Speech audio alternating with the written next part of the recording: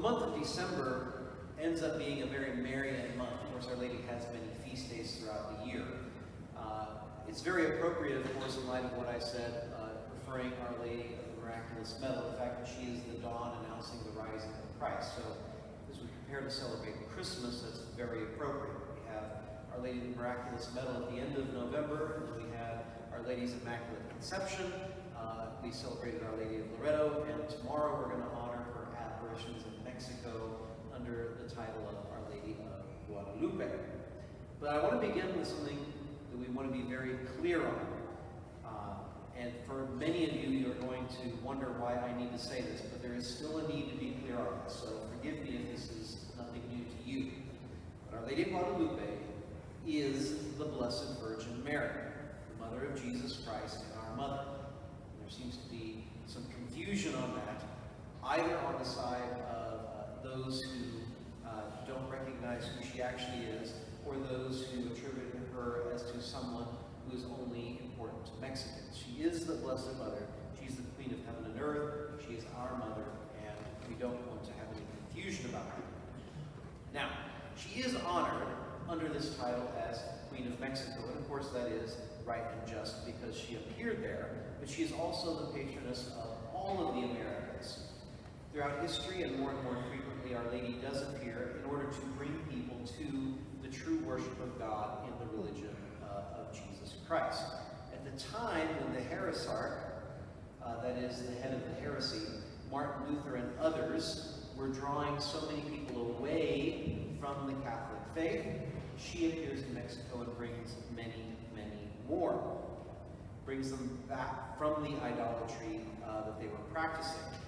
And Mexico and most of the Americas were lost in this idolatry despite the effort of the missionaries there to bring them to the light of Christ. And millions were being sacrificed, human sacrifices, to the pagan idols, which, as St. Paul reminds us, are actually demons.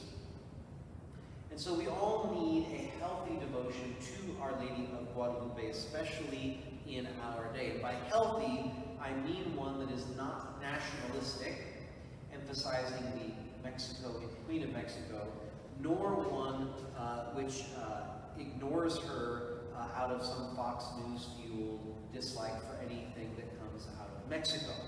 We need to have a proper devotion to her as the Mother of God, but under this title.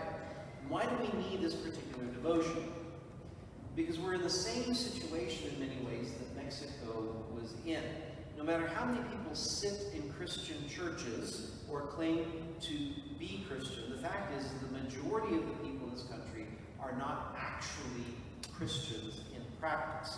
And the fact that the number of babies killed every year in this country testifies to that. The murder of babies in our country has far surpassed the barbarity that was being practiced by the Aztecs in Mexico before the coming of Our Lady on this altar of freedom and choice and other such ideas. At the recent priest convocation for the diocese that I was at, we were of course lamenting the state of society, and me being the cheerful, optimistic person that I was, no, that wasn't me. I was expressing my I won't say depression, that's not the right word, but the despondency that I was feeling on a natural level as to the state that we're in. And one of the less despondent priests was saying, well, don't you believe in a miracle? I said, look, if God wants to work a miracle, I'm all for it. It's not like I'm saying I want it to be this way. Because he reminded us of the situation in Mexico where even the missionaries were having no success converting the country, and yet Our Lady comes and converts Mexico and the Americas. So I'm all for that. If she wants to pull another Guadalupe in America and get us back on track, that's great. And that's why we need a good devotion to her, and particularly under this title. Not only because, as Our Lady of Guadalupe, she is the patroness of the Americas officially, but also because of the need we have for this dramatic of an intervention by our Holy Mother.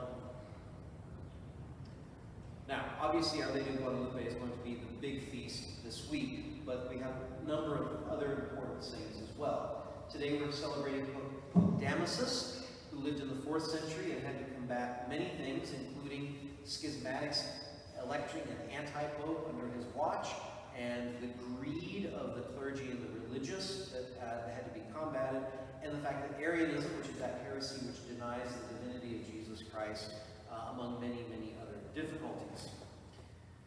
We also have this week, today, Holy Daniel the Stylite. Now, a stylite is a kind of monk that lived on a pillar. Daniel entered the monastery at the age of 12, so some of you young men and ladies are a little bit behind already. But eventually he met St. Simeon the Stylite, and so the Stylites lived on top of some kind of structure, a column, a post, or whatever, in what, if you know nautically, maybe you can call it crow's nest, basically just the structure at the top, very small, very limited, as a mortification, as a way to get closer to God, not just because he's in heaven, but because they separated themselves from so many other things. They gave advice and spiritual counsel from there. Apparently they even said Mass up there, but it was a great mortification and a very dramatic giving themselves to God. We're going to celebrate on the 13th St. Lucy. She's one of the very important martyrs from the early church. In fact, she's so important that her name is enshrined in the Roman canon as one of the 7 women there that we honor in the canon. She was an exceptional young woman. She gave herself to God at a very young age, but she failed to tell her mother about this vow, and so her mother tried to set her up with this pagan man who, when she refused him based off of her Christianity and this vow that she had made, turns her over to the authorities. I just want to share her story briefly from the Martyrology. So in Syracuse, in Italy, the birthday of St. Lucy, so this is the 13th of December, virgin and martyr in the persecution of Diocletian. By the order of the ex-consul Pascasius, she was delivered to profligates that her chastity might be insulted. But when they attempted to lead her away, they could not succeed either with ropes or with many yoke of oxen. Then, pouring hot pitch, resin, and boiling oil over her body without injuring her, they finally plunged a sword into her throat and thus completed her martyrdom. We also have this week St. John of the Cross, one of the 2 saints who reformed the Carmelite order. He with St. Teresa of Jesus, that is, of Avila, undergoing great suffering themselves at great cost. They helped reform the Carmelite order in their day. He's also a great mystic and one of the universal doctors of the Church because of his writings on the spiritual life. And finally, on the 16th, we're going to commemorate the 3 holy youth, Hananiah, Azariah, and Mishael, or as they were called after they were renamed in Babylon, Shadrach, Meshach, and Abednego, the names that the lectors always dread when they come up in that reading, who were with the prophet Daniel, and their stories in the book of the prophet Daniel, in exile, but they were thrown into the fiery furnace for refusing to worship the idol of the king, but then walked free because they were protected for their faithfulness. Now, something that we can see in all saints, but in a particular way the saints that we're looking at this week, is the sense of sacrifice. Advent is a time for preparation, and there is a similarity between Advent and Lent in that there should be an attitude of sacrifice during this time. Don't talk about it a lot. That's because we don't talk about sacrifice much in the modern church anyway. There is a different flavor, pun intended, to the sacrifices of the 2 seasons, though. In Lent, it's more of reparation for sin, because we're about to celebrate our Lord's crucifixion, which is because of us in Lent. But in Advent, there is more of an anticipation of his coming and our desire to go out to meet him and to not be burdened by the things of this world, so that we are detached from the things of this world, so we can more purely love and serve God. Because heaven is our actual heavenly home. And again, the saints of this week do this. Particularly, you see in St. Daniel, the stylite, the to separate himself from worldliness and to put himself apart for God. And Lucy, who was a great example of a very strong woman who gave her heart to God alone despite the sufferings that were involved in that. As Christians, we live in the world, but not of the world. This requires a detachment from the things of this world, using anything in this life purely for God's greater glory and the salvation of souls and nothing else. Even things like work and recreation, which are absolutely essential for our mental and physical and emotional and spiritual health, must always be directed to that end.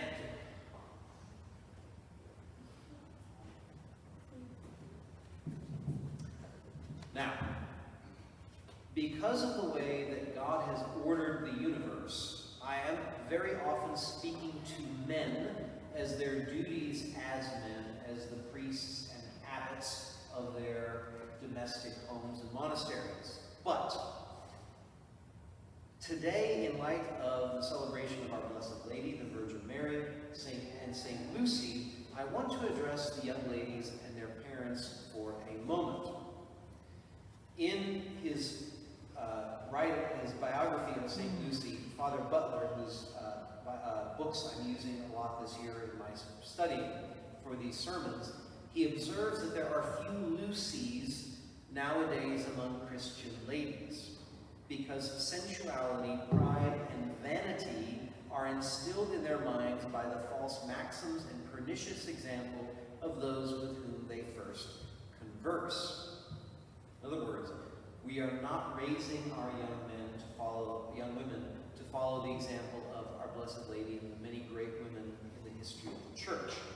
Sensuality is the love of pleasure and the pampering of the body. Pride is the exaltation of oneself and a lack of submission. And vanity is an inordinate focus on ourselves and how we appear to others, either physically or in other ways.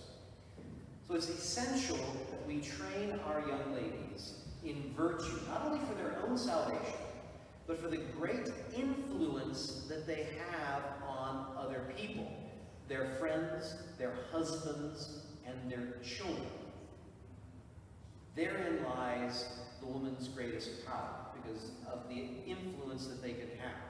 Many women are not given that teaching and that example because the women in their lives do not know it themselves.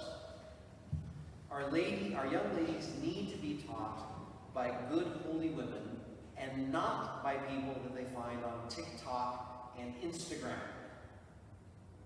They need to be taught to mortify the flesh. They need to be taught humble submission to the will of God, but without tolerating abuse.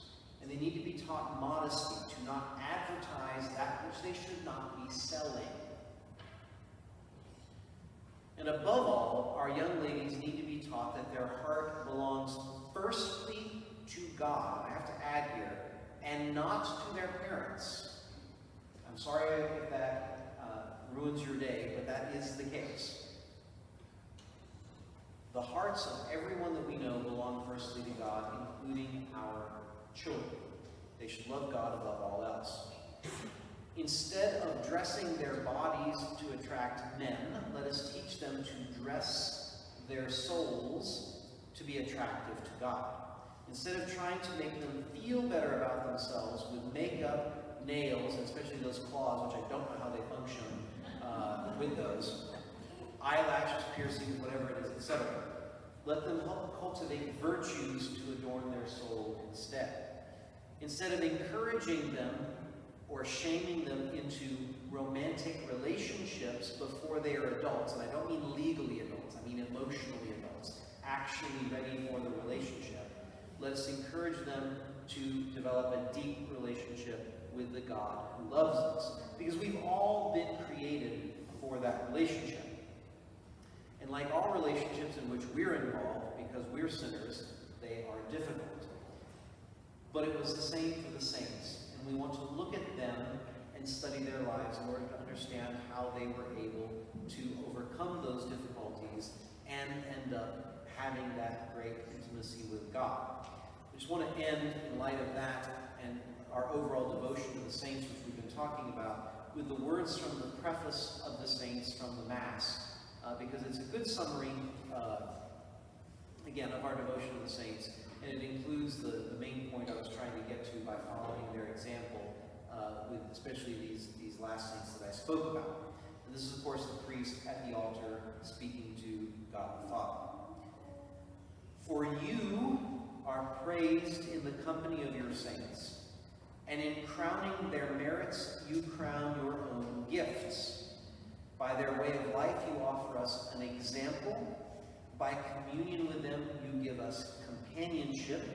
By their intercession, sure support, so that encouraged by so great a cloud of witnesses, we may run as victors in the race before us and win with them the imperishable